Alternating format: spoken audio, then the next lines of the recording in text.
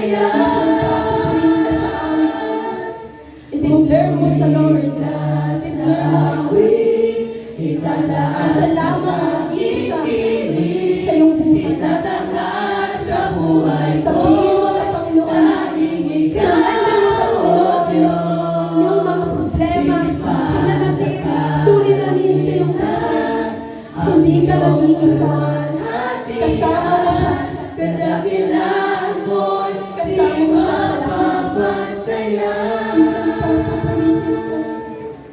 Pupurias ka sa awit, itataas ang aking piling, itataas sa buhay ko, aming ikaw, higit pa sa kalangitan, ang iyong kaluwalhatian,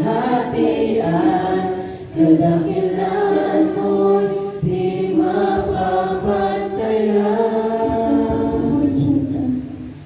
Pupurihin ka sa awit, itataas